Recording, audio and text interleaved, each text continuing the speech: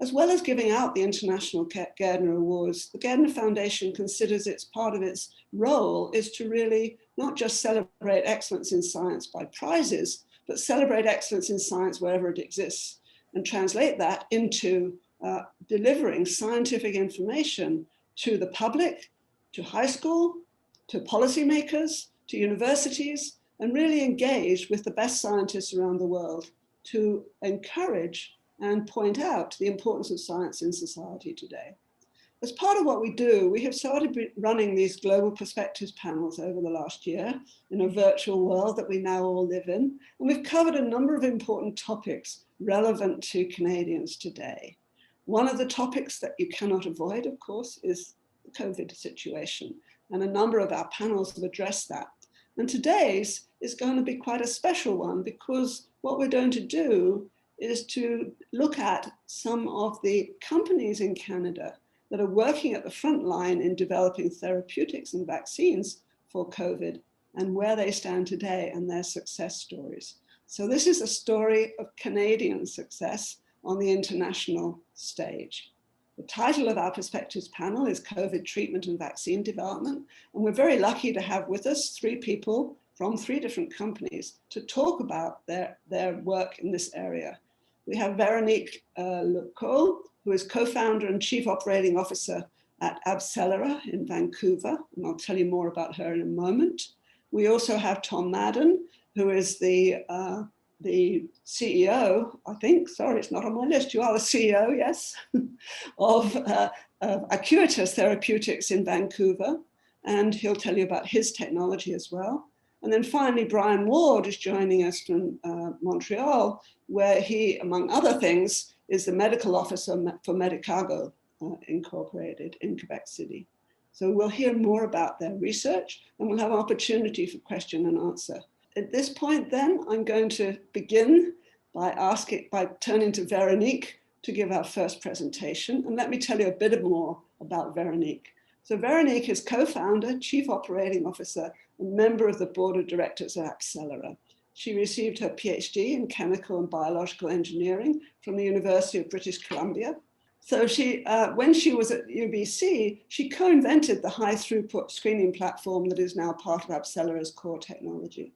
It combines microfluidics, hyperscale data science, machine learning, bioinformatics, and genomics. AbCellera searches, decodes, and analyzes natural immune systems to find antibodies that can be developed into drugs to prevent and treat disease. And of course, in this particular instance, we're going to hear about their approaches to finding antibodies to counter COVID. Véronique was recently recognized as a STEM star influencer by BC Business and is one of Canada's top 40 under 40. The presentation title is Combating COVID-19, Identifying a Potential Drug Candidate for Human Testing in 90 Days. Véronique. Thank you very much, Dr. Rossant. It's a pleasure to be here today and tell you more about the work that we are doing at AbCellera. In 2018, Bill Gates said, the world needs to prepare for pandemics in the same serious way it prepares for war. And now here we are 3 years later with over 100 million cases of COVID-19 around the world and more than 2 million deaths. And at AbCellera, we had been preparing for over 2 years before the current pandemic unfolded. We were selected to be part of the Pandemic Prevention Platform program called P3 from DARPA, that is part of the US Department of Defense. And for those who are not familiar with DARPA, they are known to fund bold ideas that sometimes approach science fiction. So they have been credited for being behind the invention of the internet and GPS technologies. And the goal of the P3 program is to develop an antibody countermeasure that can be field ready in 60 days to stop a pandemic from the time a new virus is identified. And to adapt our platform for pandemic preparedness, we had gone through a few tests and did some simulations to learned how we can quickly discover antibodies from samples from patients who have been infected with a virus. And then on January 28, 2020, we received a phone call from the NIH and learned that the first case of COVID-19 was confirmed in the United States. And this is where the team quickly mobilized. And a few weeks later, we received access to a sample from one of the first patients in the United States who had recovered from COVID-19. So this patient who had recovered from the infection had developed molecules that we call antibodies. And we all make naturally billions of different antibodies. This is nature's natural response to fight diseases and infections. And each of those antibodies are made by a subset of cells in our immune system called B cells. And almost every cell makes a different antibody. So there are in our immune system some antibodies that have the right properties to be turned into drugs, but finding them can be sometimes challenging. So this patient who had recovered had a neutralizing antibody. And when we received the sample, 4 days later, we started screening those blood cells. In 3 days, we looked at 5.8 million different single cells using our microfluidics technology. And this is a technology that was originally developed here in Vancouver at the University of British Columbia.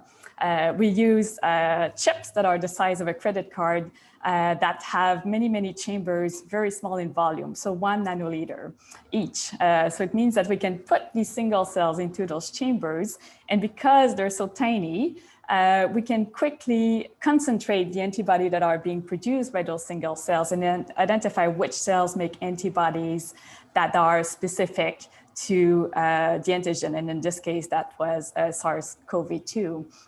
And those chambers that have the cells we're interested in, they essentially glow under the microscope, and we can then recover them and look for the genetic sequence of those antibodies. So we recovered 2,200 single cells in 3 days, did next-gen sequencing to find the sequence. So that's essentially the recipe that allows us to produce those antibodies, either at small scale to do additional testing or at larger scale for manufacturing into a drug. So we identified through this process 500 unique different antibodies. That was 9 days from receiving the sample, and then expressed some of those to do additional testing. We had over 250,000 data points to analyze, and we looked at which antibodies had the best ability to neutralize the virus, but also which ones had the best properties to be turned into successful drugs. And then we selected this down to 24 lead antibodies using Cilium, which is a custom bioinformatics software that we've developed in-house to be able to analyze those massive data sets when we look into this natural database that are immune repertoires. So from day 0 to day 90, we had identified the lead antibody candidate, and it had entered human clinical trial with our partner, Eli Lilly. And to put things in perspective, in normal times, it would take typically 10 years to bring a new biologics drug to the market, and at least a few years to bring it to human clinical trials. So currently, bamlanivimab has received emergency use authorization in the United States, as well as interim authorization by Health Canada. It has been shown to reduce the risk of hospitalizations by 72% in patients who have mild to moderate disease and who are at high risk of complications. We've also recently received additional data from those clinical trials done by our partner, Eli Lilly, and these data have been announced publicly, confirming in phase 3 clinical trials that bamlanivimab can reduce hospitalizations by 70 to 80% in patients who have been recently diagnosed with COVID-19. It can also prevent infections in nursing homes and reduce the risk of contracting the disease by 80% in residents who may be exposed to the virus. And in that same trial, bamlanivimab has also been shown to prevent death. So it's really a shield that has been proven to be effective against hospitalization, infection, and death for those who are the most at risk of complications from COVID-19. It's currently approved in 8 countries, and it has been administered in over 125,000 patients so far in the United States. And to be able to accomplish that, it takes a big team. Of course, the AbCellerites who have put their heart and soul into this program. We have engineers, data scientists, bioinformaticians, scientists, project managers, and the business professionals who are supporting this effort. And we've been fortunate to partner with Eli Lilly and Company as well as a Vaccine Research Center, and DARPA, of course, who have funded the original work on pandemic preparedness that allowed us to be really ready to respond at the time where the world needed it the most. And we've also been working with the McClellan Laboratory at the University of Texas. So at AbCellera, we've developed this platform that allows us to source, search, find, analyze, and engineer antibodies. And we're really currently at the early stages of discovery, and we work with partners on all sorts of indications and essentially deploy our technology towards different targets, but it's still very early stages. And in this case, we partner with Eli Lilly, who have the ability to run the clinical trials and manufacture those antibodies, as well as do the distribution. Currently in Canada, we do not have the capabilities to produce clinical grade monoclonal antibodies at large scale. And we've been fortunate to receive support from the government of Canada to build a GMP manufacturing facility that will allow us to be better prepared in future pandemics and have the ability to go from discovery to making enough antibodies for clinical trials. And finally, to be able to be prepared when there is the next pandemic. And unfortunately, it's possible that we will see more of those in our lifetime. The surest path to a better future is to continue to invest in technologies, to continue to invest in our talent and in teams, and to build the research infrastructure in Canada that allows us to do this important work. It's a very interesting story, and again, the rapidity with which you've been able to go from the serum to the monoclonal is quite remarkable, and obviously has a lot of potential, not just for COVID, but for many other disease indications in the future. So I can see why there's a lot of excitement around the AbCellera platform. Thank you. So now I'm going to turn to our next speaker, which is Tom Madden.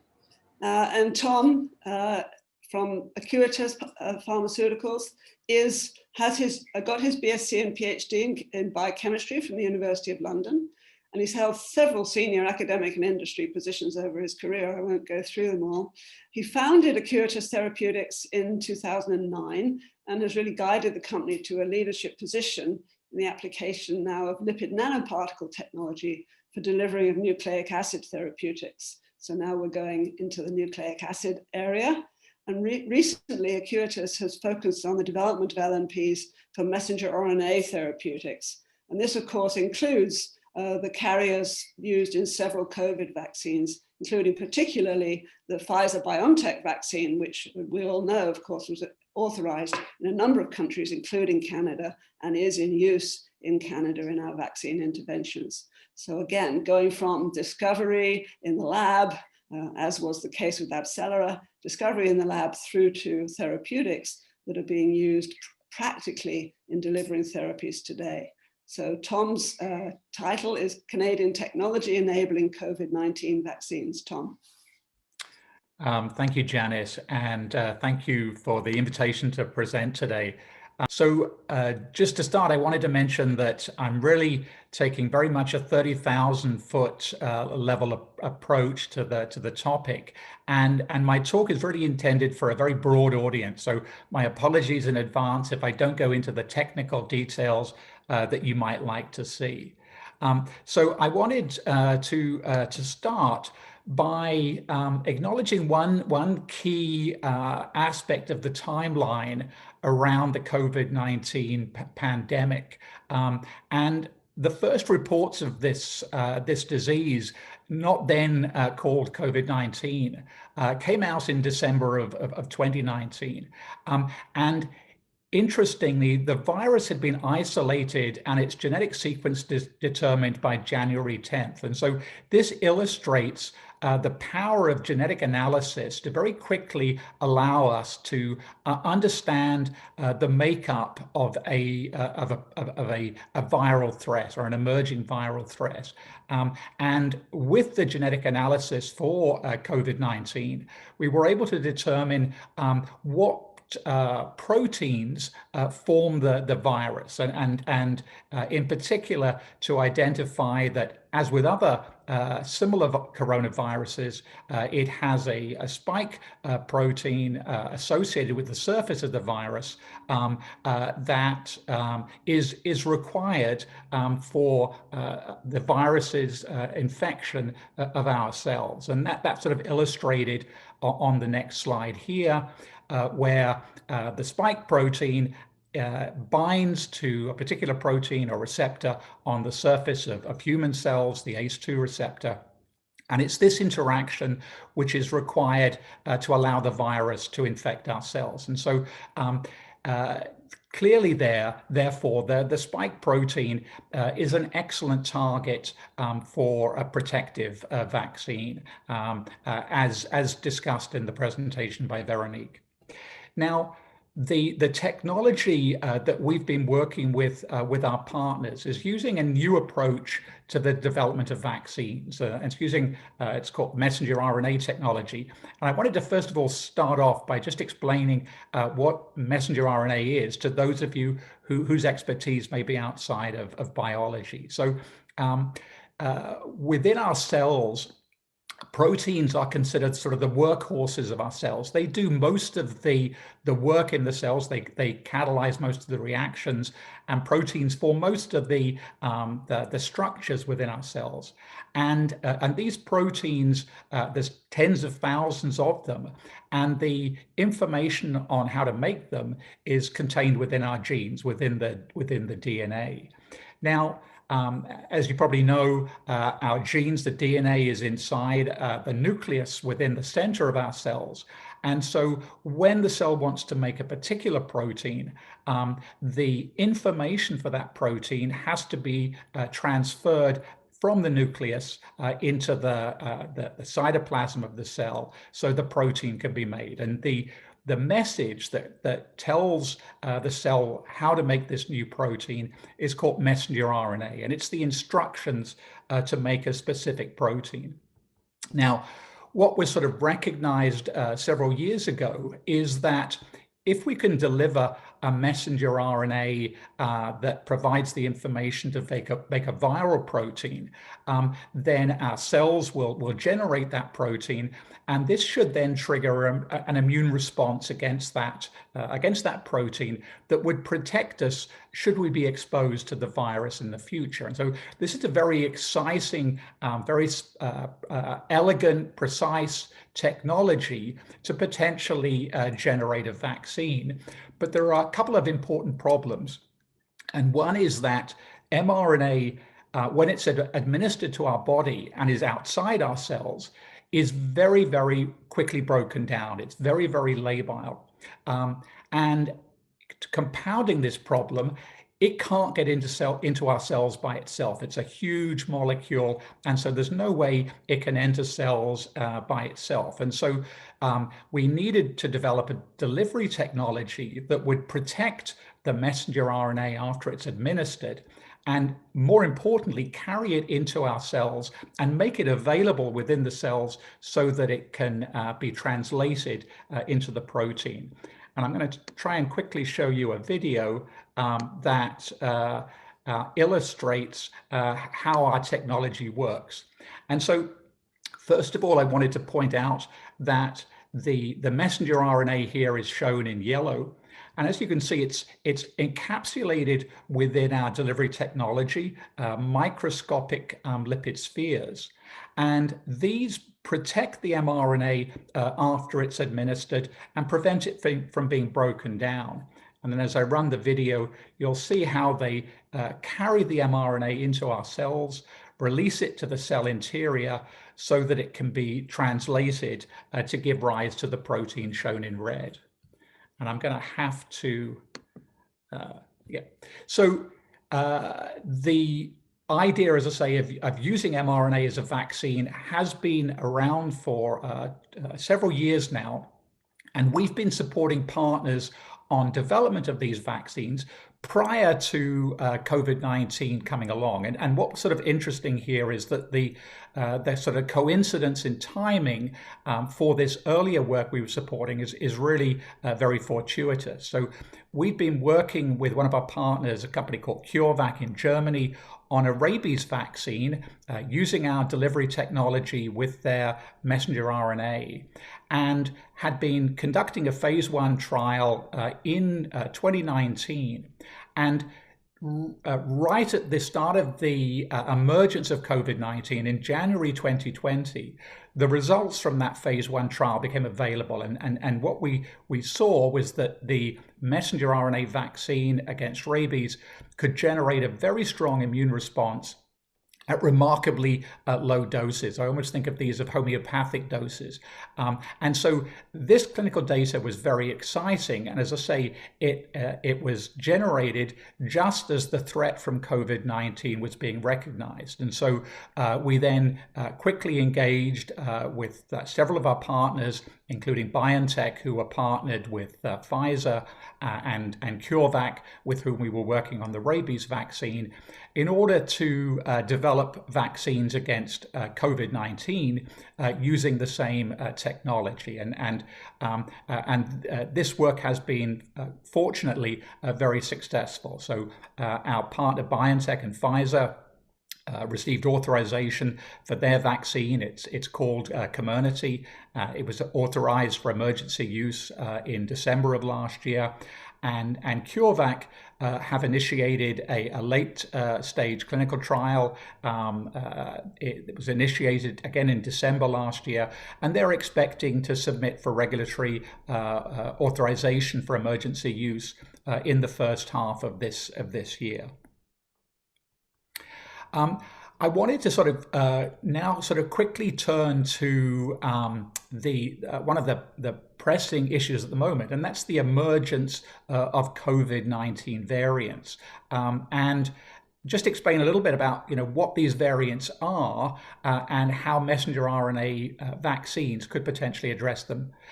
So I mentioned that proteins are the sort of the workhorse. We're developing a vaccine that's targeted against the spike protein on COVID-19.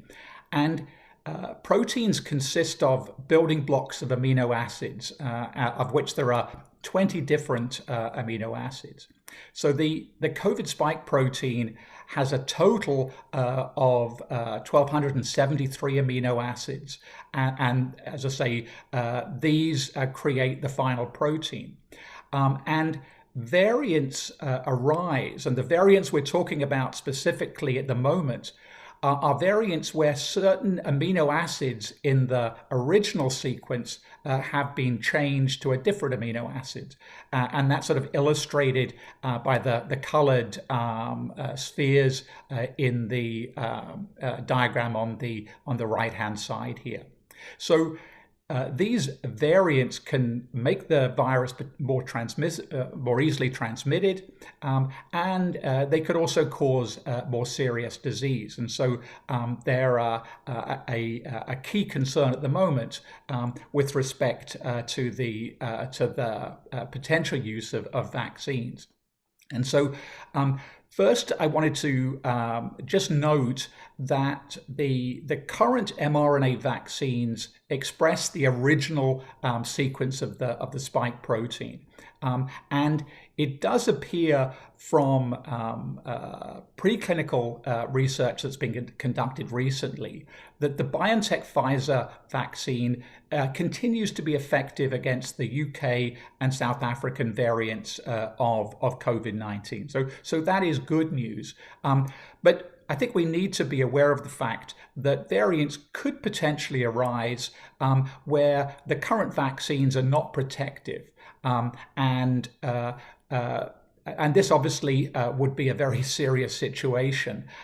What is really attractive about the use of messenger RNA for a vaccine is that we can very easily revise the message sequence to exactly express any new variant. So those changes in the amino acids I talked about can be encoded in a new message, and so we can develop versions of the vaccines that are already authorized, which exactly express the new variant and protect against it. And in addition, if we wanted to, we could include multiple mRNA sequences within a single vaccine that express multiple versions of the COVID spike protein. And again, that should provide, broad protection against a range of different variants should they emerge in the future and not be addressed by the current vaccines. And I will stop there and thank you for your attention. Thank you very much, Tom. That was a very clear presentation. I'm looking at the Q&A, and it's interesting to see that some of the questions that have been coming up have been sort of answered as we go through the presentations, but we'll come back to the questions at the end. So now I'm going to turn to Brian Ward, our last speaker today, who's going to present an update on Medicago's plant-derived vaccines. This is a totally novel technology, but also one that's moving into clinical trials and shows some exciting opportunities, I think, for the future. So Brian Ward was trained at McGill and Oxford. He was a Rhodes Scholar at Oxford and at the University of London, Johns Hopkins. He returned to McGill in 1991, and he's currently a full professor in infectious diseases and tropical medicine. And he's carried out many different roles nationally and internationally in matters related to global health and vaccines. He was elected to the Canadian Academy of Health Sciences in 2012, and he chairs the Scientific Advisory Board for the Institute of Infection and Immunity of the CIHR. And since 2017, he's also served as medical officer for Medicago Incorporated. And he tells us that he's on a sort of part-time leave from his position at McGill and has been doing that for 3 years and probably further as the company goes forward with its products. So Brian, please update us. Well, so many thanks, Janet, and to the Gardner Foundation for the invitation to present at the symposium today. This picture that you see is the sort of the unique environment in which we produce our vaccines. Instead of using huge stainless steel fermenters, we actually use the plants as our bioreactor. Our vaccine is actually a fairly traditional vaccine because it's protein and adjuvant, but the platform itself is really quite new.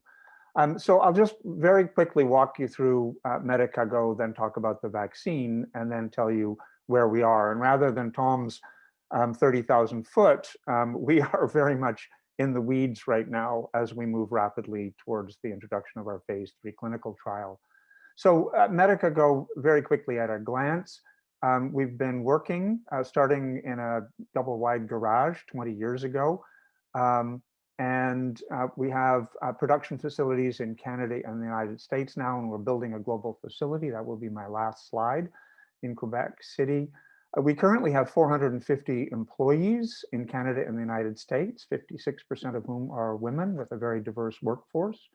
There are 5 vaccines in the clinical pipeline, and so far we've actually conducted studies mostly with pandemic and seasonal influenza vaccines, including more than 27,000 subjects. And I have to say, it's fairly daunting to be a company with 450 employees, often on the same stage as the Pfizers and the J&Js of the world.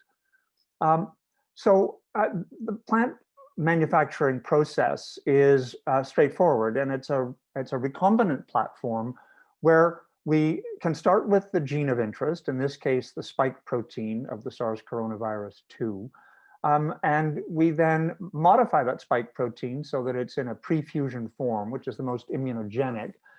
We then sneak the gene into the plant leaves using a process called agroinfiltration or vacuum infiltration, where we transfer the gene using a defanged bacterium called Agrobacterium tumefaciens into the plant, which we use. It's an Australian relative of the tobacco plant called Nicotiana benthamiana. We then put the plants back in a greenhouse and let them incubate for a couple of days. They grow and they're quite happy. When we harvest the leaves and we purify the VLPs using a number of standard industrial processes, and the virus-like particles that result form spontaneously at the interface between the plasma membrane of the cells of the leaves and the plant cell wall. And so what we end up with is an envelope virus-like particle that's quite a complex structure with the recombinant protein, in this case, the spike protein, as trimers embedded into the lipid bilayer. These are very stable structures. And in fact, the cold chain requirement for the SARS vaccine is just refrigerator temperature, which makes it quite attractive. Basically, the VLPs as a vaccine platform have been in use for decades and represent some of the most effective vaccines that we have in current commercial use. So for example, hepatitis B and the human papillomavirus vaccines are both virus-like particles, not made in plants, but they're virus-like particles. So what does our candidate vaccine actually look like in real terms? And here on the left, you can see an electron micrograph of one of these virus-like particles, and it has the trimers studded around the surface, which forms this crown, which is where coronavirus actually gets their name. Below it, just slightly to the right, you can actually see images of the real virus. And you can see why the immune system might actually be a little bit confused when it sees virus-like particles, because they do indeed look just like the virus in many respects, but don't have any genetic material in them. To the right, you see a cartoon of the spike protein, where we use a full-length spike protein that has been modified to keep it in its pre-fusion form, because when the spike protein actually is cleaved to enter into the cell, it radically changes its shape. And so the pre-fusion form is the form that is most likely to be able to prevent that interaction. So I put up this complicated slide to give you some idea of how quickly we've been moving, just like Véronique and Tom. Normally, that bar across the top would extend out 5 to 10 years at least. But in fact, we have gone from the idea to preclinical development to the non-clinical animal trials through the phase 1, 2, and we are rapidly moving towards the phase 3 study in the next several days, in fact. So we have moved, you see the star up at the top. We have data from the phase 1 study that I will show you. We are almost finished with a phase 2 study, and we're analyzing the data right now. And several of these cohorts, the healthy adults, the older individuals, and the adults with comorbidities will be moved in an asynchronous way into our phase 3 study of probably close to 30,000 subjects, which will be launching really in the next 2 to 3 weeks. So this normal development program of 10 years, sometimes 15 years, has been compressed down into under a year. So highlights of the non-clinical phase 1 data so far is that we've done obviously a number of studies in mice and a large study in non-human primates, Indian macaques. And basically, we've done several GLP safety studies and immunogenicity studies in mice, no real safety issues. We've actually vaccinated non-human primates and challenged them with no evidence of vaccine-enhanced disease and with good evidence of protection. In our phase 1 clinical study, we looked at 3 different doses of our vaccine, which we're in fact calling co-VLP, 3 different dose levels, and we tested it with 2 different adjuvants, GSK's pandemic adjuvant, or AS03, and Dynavax's CpG 1018, which is a nucleic acid type adjuvant. And we tested 1 or 2 doses. The study, which I'll show you the net results of, allowed us to select the lowest dose of the co-VLP with GSK's pandemic adjuvant. And we did need 2 doses, which you'll see in the next slides. And here I'm only showing you the results from the phase 1 study of the dose and formulation that we selected. And on the left-hand side, you see the antibody responses. So an anti-spike binding ELISA. In the middle, you see a pseudo-virion neutralizing assay. And on the right-hand panel, on the left side, you see a wild-type neutralizing assay. Day 21, day 42, after first and second doses in red, and in gray, you see a panel of convalescent serum, including at least 1/3 of the subjects who were hospitalized or in the ICU with very severe COVID, and those individuals have the highest antibody levels. And you can see very clearly that all 3 of these assays demonstrate a good immune response after 1 dose, so the 21-day, with a very powerful booster response that results in antibody titers that are 10 to 14 times higher than those seen in the convalescent sera. And this is very important, we think, because this is likely to be a correlate of immunity, at least in the short term. Longer-term immunity is likely to require a cellular immune response. And so, of course, we measured cellular immune responses as well. And the first readouts from these assays are ELISpots. On the left-hand side, you see the interferon response. And then on the right-hand side, you see a IL-4 response. Once again, you can see that at day 21, we have a good response above the background. And interestingly, on day 0 with the gamma interferon response, you actually see quite a few people who are mounting some level of response. It's low, but it's there. And that's likely to be cross-reactive T-cell responses to prior exposure to the human circulating coronaviruses. However, at day 21, you see a nice boost after the first dose and an even greater response after the second dose, both on the side of gamma interferon and on the side of IL-4. So we have a balanced Th1, Th2 response. And the Th2 response that we see is actually, we have further information, which I'm not showing you, which shows that this is actually a very powerful T helper follicular response, which is very important for the maintenance of long-term antibody production and immunity. So we are transitioning now from our phase 2 to phase 3 with this antigen dose that we've chosen, the 3.75, with AS03 as the adjuvant. We are virtually certain that we will need 2 doses and that each of our study populations moving through the phase 2 will be transitioned asynchronously as we generate data into our phase 3. So healthy adults, healthy older individuals, and then individuals with comorbidities that put them at high risk for severe COVID outcomes. And all of the ongoing COVID vaccine studies have to be enormously flexible because of what Tom was talking about with these new variants, as well as the rollout of licensed or emergency use vaccines in other countries. So we have had to significantly modify our strategy as we move forward. It's given us headaches, but it will be a very interesting thing. This is a slide that I've shamelessly pulled from Peter Dull's presentation at the January 28th COVAX meeting. And it's the first comparison across the different vaccines. And you can see here some published and unpublished data from a number of different vaccines. And I want to bring your attention. Each of these vaccines compared themselves to a panel of convalescent sera, as we did. And you can see at the top the relative fold increase above or below the convalescent sera. And below, you can see the vaccine efficacy that's been published by these different vaccines.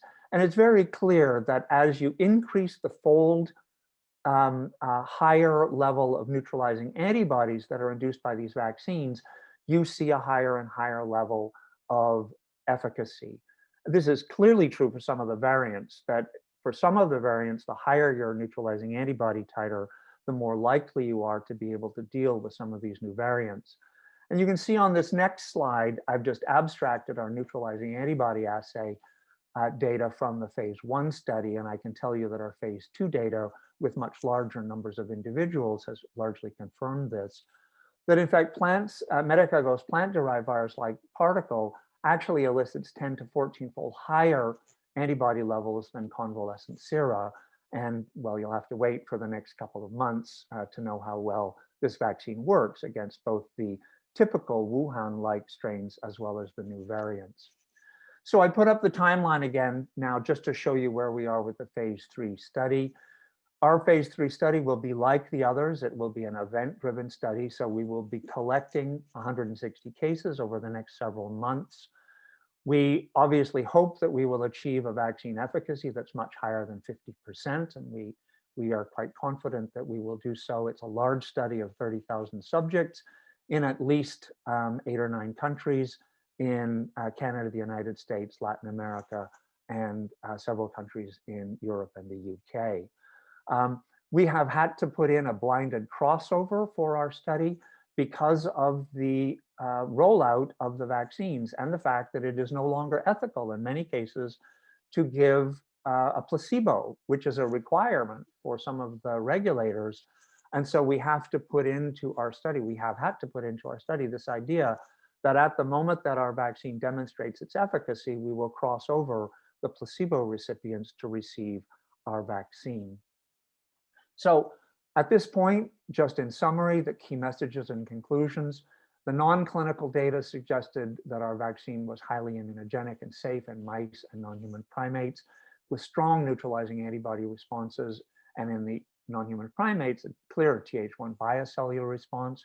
In phase 1, the vaccine was well tolerated. Most adverse events were mild to moderate, although they did increase with the second dose, like many of the other vaccines. A very good antibody response with the first dose, but much stronger with the second dose, and a balanced Th1, Th2 response, which we think bodes well for long-term immunity. The vaccine characteristics are quite promising because it's stable at 2 to 8 degrees, and we're using a very well-characterized adjuvant that has a large safety database. AS03 has been used in young children as young as 6 months of age, and the database for pregnant women is actually 300,000. So unlike virtually all of the other vaccines that are in development or actually have been licensed to some extent, we actually have a fairly high level of confidence that our vaccine will be safe in those unique populations. So when might our vaccine become available? Well, we're hoping that sometime in July and August. That timeline you see at the top, the star is moving as we speak, but it's probably late July or early August. And with rapid approval, efficient enrollment, and continued high transmission, we expect that we will actually be able to demonstrate efficacy in the early to late, mid to late spring, allowing us to apply for emergency use authorization in the late spring or early summer. How much vaccine can we produce? Well, we have 3 production facilities. In Quebec City, we are modifying our small pilot plant to be able to produce doses. We have our large commercial facility in North Carolina that was built with money from DARPA about a decade ago. And as you can see at the far right, our global commercial facility is under construction. Unfortunately, it will not be ready until probably late 2023, 2024. But at the current time, we have the capability of producing about 80 million doses in the next 12 months, which we can probably increase to about 190 million doses by 2022. And when the global facility is constructed, we will be among the larger companies to produce pandemic products with the ability to produce about 1 billion doses in a 12-month period. We have to thank both the Quebec and the Canadian government. You're probably aware that the Canadian government gave us $173 million just about a month ago to speed up the construction of our facility and to support some of the clinical trials. And of course, all of our other collaborators, the investigators and the participants who have participated and are participating in our clinical trials. And I'll stop there. Thank you very much. Thank you very much. Now, if I can get all the panelists back on screen and back on video. I think those are great presentations. It's given us something to think about as we go from using antibodies as treatments to developing the tools to develop vaccines, different approaches, messenger RNA vaccines, virus-like particles, but obviously a lot of progress in all areas. Well, a lot of questions. So I will try to sort of go through them as much as possible and direct them where I think they should be addressed, but I think all of you may have things to say. And perhaps the first one that's got voted to the top is something for all of you to comment on. It comes from David Rose, and it says, I've been puzzled all along there's been so much emphasis on vaccines rather than therapeutics, or at least that's my impression. Vaccines are critical, but therapeutics would have the advantage as an immediate response rather than having to treat the whole population. Thoughts? So I'll obviously, Veronique, you've been developing treatments, others been developing vaccines. It is obvious we need both, but has there been enough emphasis on developing treatments?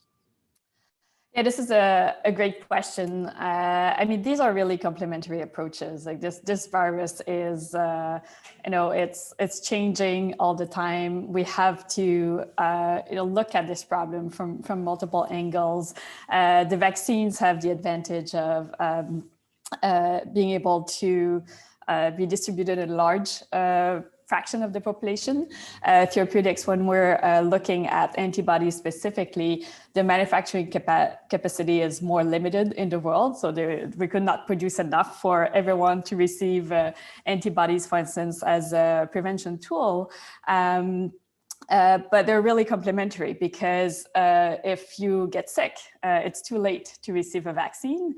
And also if there's an outbreak, it's also too late to receive a vaccine. It takes a few weeks to mount an immune response. So antibody therapies can act as, providing immediately that synthetic immunity for those who didn't have the opportunity to receive a vaccine yet.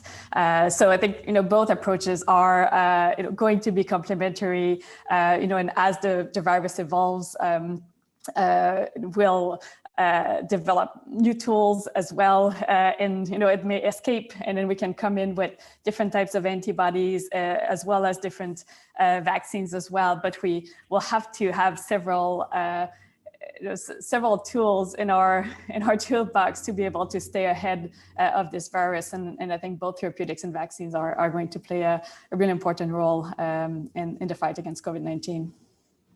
There are several questions. I'm going to stick with you for a moment, Veronique, because there are several questions related to the issue. You talked about the clinical trials, the application of the antibody in the clinic, the application in long-term care homes, which is a really exciting one. Everybody has noticed that your map is all pictures of things happening in the US and not in Canada. So the question is, why not clinical trials in Canada? And what is the future of using your therapeutics in Canada in some of these high-risk populations? Yeah, great question. So on the note of clinical trials, in order to get the data as quickly as possible, it's also useful to run the clinical trials where the patients are.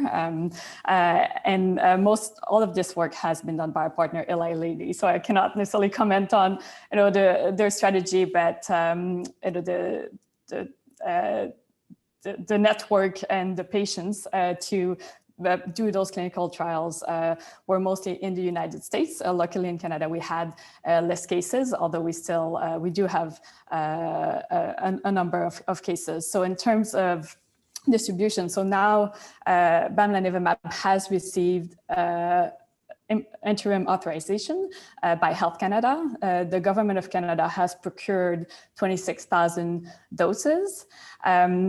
We also have results from phase 3 clinical trials that confirm the efficacy that we saw in the phase 2 clinical trials in terms of reducing hospitalizations by 70% to 80% in those patients who have mild to moderate disease and who are at higher risk of complications.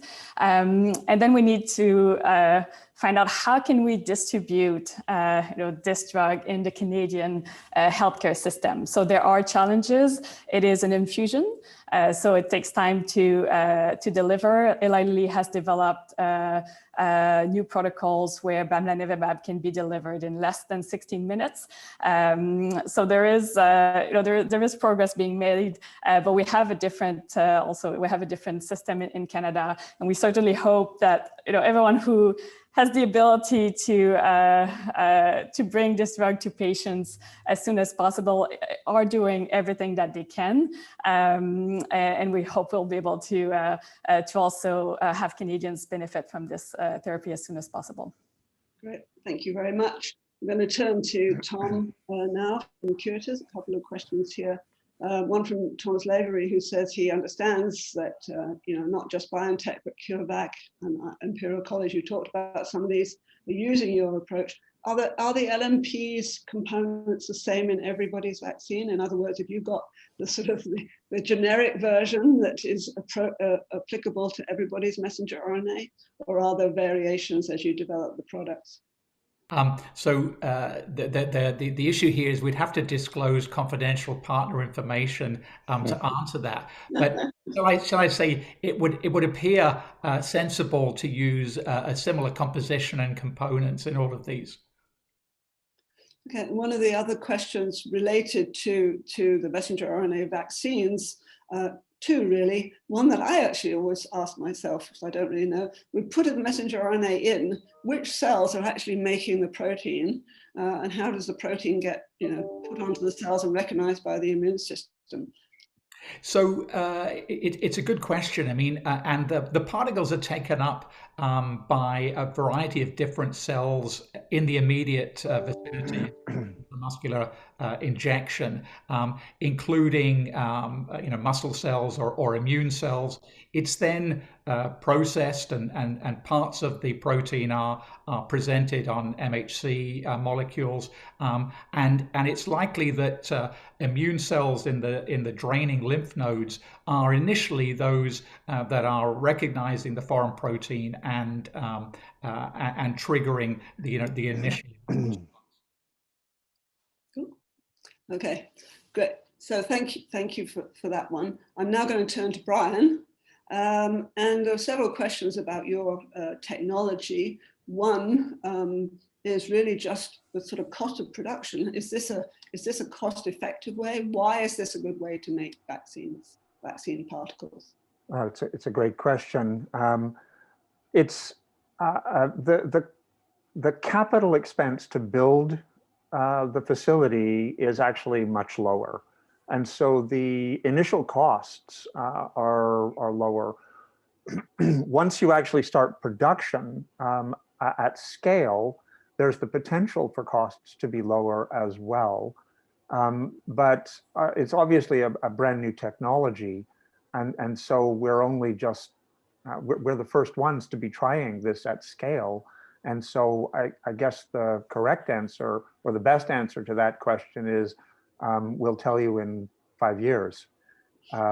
We think it will have some advantages, and certainly in terms of the capital cost of setting up the facilities, but they still are pharmaceutical manufacturing facilities and subject to all of the same controls as the other recombinant technologies.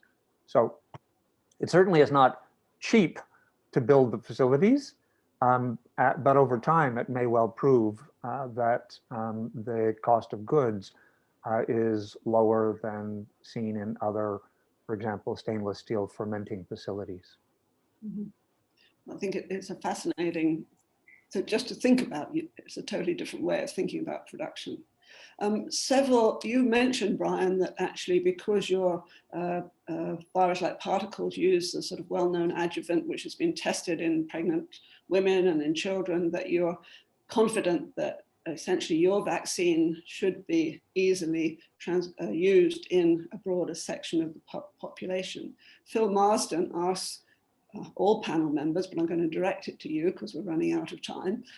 Others may comment on vaccine choices for immune deficient patients, such as kidney transplant patients. And do you see, because you're using a more standard protein and adjuvant approach, that it will be applicable in immune deficient patients? Well, we're very hopeful that it will be applicable. The global experience with some of these other novel technologies, the RNA and DNA technologies, is expanding at an extraordinary pace. And so, the fact that AS03 as an adjuvant has been used in millions of people, these RNA and adenovirus techniques are catching up very quickly.